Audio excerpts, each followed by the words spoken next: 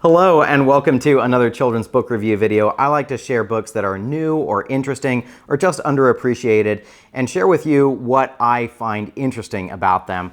As usual, I am going to work through a stack of about 10 books and I'm just going to go in order from my favorite on down. I'm going to be sharing what I like. So the very first one is Quiet Time with My Seeya.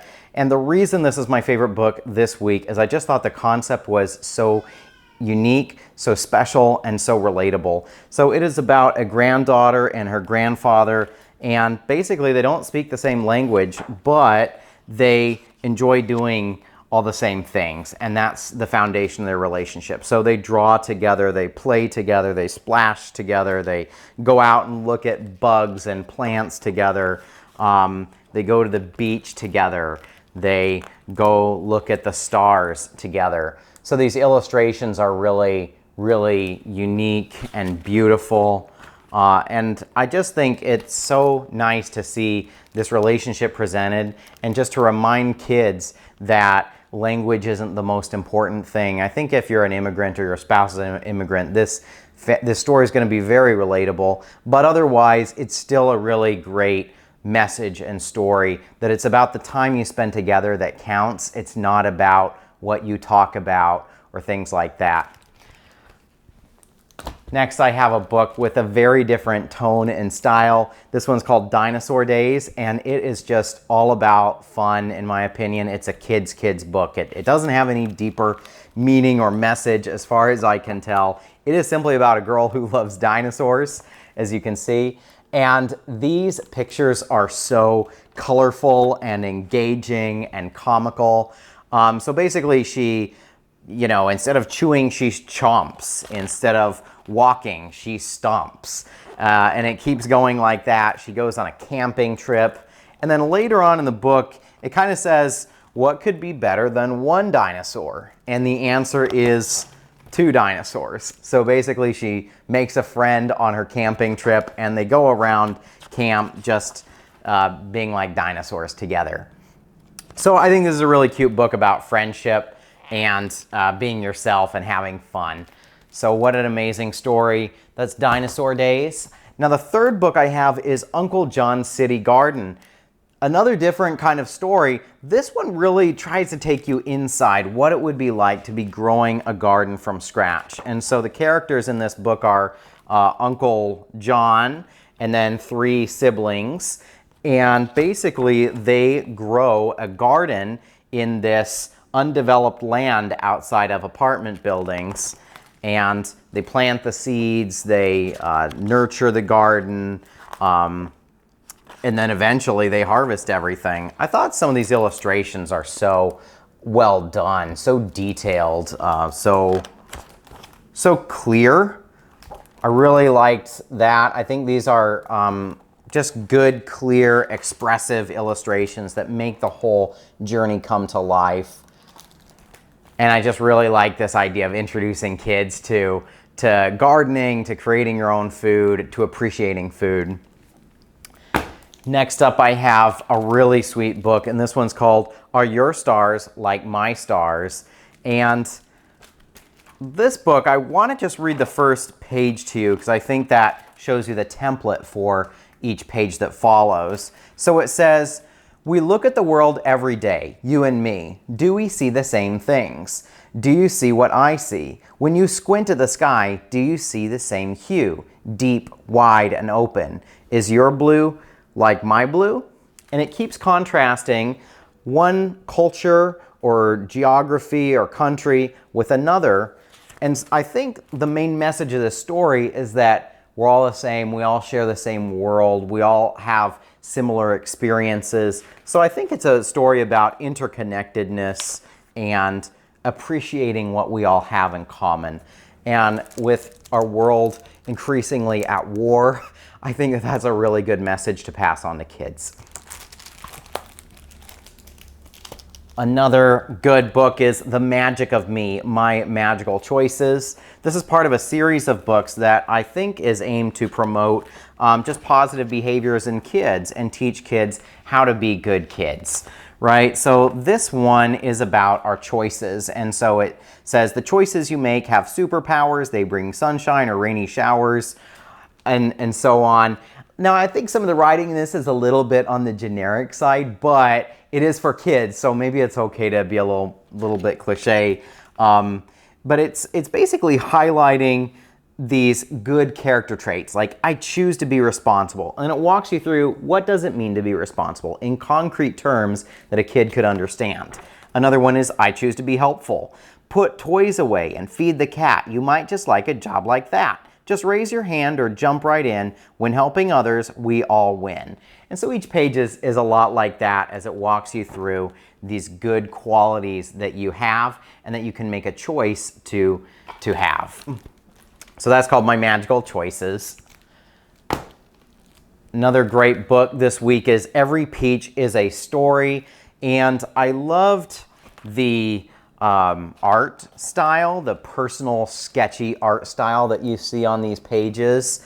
I loved the story. It's about a kid and his grandpa, and basically the grandpa told him how to pick a peach or how to grow a peach, how to know when the peach is ready to eat, things like that. And basically it's about the boy's relationship with his grandpa. Eventually the grandpa passes away, but the boy remembers the grandpa's message that every peach has a story. And so there's a page toward the end of the book where he takes the 2 peaches to his grandpa's grave and he says, "Thank you, Jichan. This peach is your story. This peach is our story. And now I understand every peach is a story." So that gives you the idea. This book is very sweet, is very heartfelt, it's very personal. I think that this definitely is worth your time. Next up is Olu and Greta. This is another story about connecting across barriers, in this case geographical barriers. It's about a boy and his cousin. The boy lives in Nigeria and his cousin lives over in Italy. Yeah, in Milan, Italy. So it contrasts their 2 worlds. And it has really cute illustrations, very unique art style. I think in the world of AI, now I really appreciate art that just feels so handcrafted and so personal. And anyway, it talks about how they can't get to each other by walking, by running, by skating, or by parading, or by spaceship, but they can write letters. They can send parts of their lives to each other. And it hints that eventually they likely do meet up in person someday. So for anyone who's had long distance relationships, I'm sure you can appreciate the message behind that story. Next up, I have a story about Afiya. And this is based on, actually it uses a poem by a late poet named James Barrie, and it's illustrated by Anna Cunha. And this is a very, very elegant, poetic book. I think that it's a book that maybe your average kid might not appreciate immediately. In fact, even as an adult, the first time I read it, it was not my favorite. I read it a couple more times, and each time I just saw deeper meaning and I appreciated it more. So basically, it is about a woman or a girl who has a white dress, and it says she wears it and washes it every night, but every day she picks up something to collect, strangely. So basically one day it's these flowers, and the flowers sort of leave an imprint on her skirt. Another day it's these roses. And as the book goes on, it gets even more metaphorical and abstract, but give it a shot. See how you feel, and read it a few more times and see if you too find deeper layers and richer meaning as you continue reading it. It's called A Story About Afiya. I have 2 more books left. This one is Ziki Peña's Sundust.